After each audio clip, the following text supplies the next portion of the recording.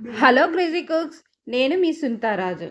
మామిడికాయతో నెల్లూరు చేపల పులుసు ఏ విధంగా చేసుకోవాలో మీకు చేసి చూపిస్తాను. అల్లం వెల్లుల్లి పేస్ట్ని వాడకుండా నెల్లూరు స్టైల్లో నెల్లూరు చేపల పులుసుని మీకు చేసి చూపిస్తాను ఈ వీడియోలో. ముందుగా కేజీన్నర చేపను తీసుకొని ఉప్పు వేసి బాగా కలిపి శుభ్రంగా కడిగి మ్యారినేట్ చేసుకోవడానికి సరిపడా ఉప్పు, పసుపు, కారం, నూనె వేసి బాగా కలుపుకోవాలి. చివరగా కొత్తిమీరను కూడా వేసి కలిపి పక్కన పెట్టుకోవాలి. ఒక గిన్నెలో 100 గ్రాముల చింతపండుని తీసుకొని శుభ్రంగా కడిగి నానబెట్టుకోవాలి. మసాలాను తయారు చేసుకోవడానికి ఒక్కొక్క స్పూన్ చొప్పున జీలకర్ర, ఆవాలు, మెంతులు, ధనియాలు వేసి దోరగా వేపి మిక్సీ పట్టుకోవాలి.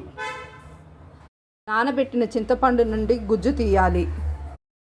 మామిడికాయని ముక్కలుగా కట్ చేసి తాలింపు వేయడానికి జీలకర్ర, ఆవాలు, మెంతులను తీసుకొని కొత్తిమీర, కరివేపాకు, 4 పచ్చిమిరకాయలు, 1 టమాటా, 2 ఉల్లిగడ్డలు కట్ చేసి స్టవ్ వెలిగించి బాండీ పెట్టి నూనె పోయాలి.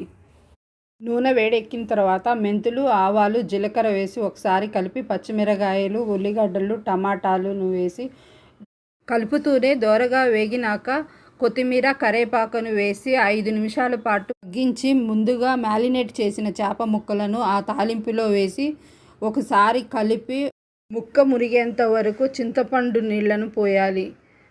అడుగు అంటకుండా గరిటెతో ఒకసారి కలుపుకోవాలి. మ్యారినేట్ చేసేటప్పుడు కొంచెం ఉప్పును వేసాము. ఇప్పుడు సరిపోయిందో లేదో చూసుకొని మరికొంచెం ఉప్పును వేయాలి. వేసిన తర్వాత అడుగు అంటకుండా బాండీని తిప్పుతూ మళ్ళీ పొయ్యి మీద పెట్టి మూత పెట్టాలి.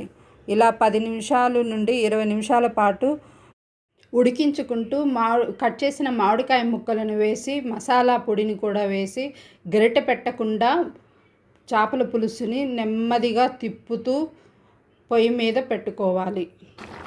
కూర బాగా ఉడికి చిక్కబడ్డాక కరివేపాకు, కొత్తిమీరను చల్లి స్టవ్ ఆఫ్ చేసుకోవాలి. ఈ చేపల కూరను మీరు ట్రై చేసి ఎలా ఉందో కామెంట్ రూపంలో తెలియచేయండి. Thank you for watching.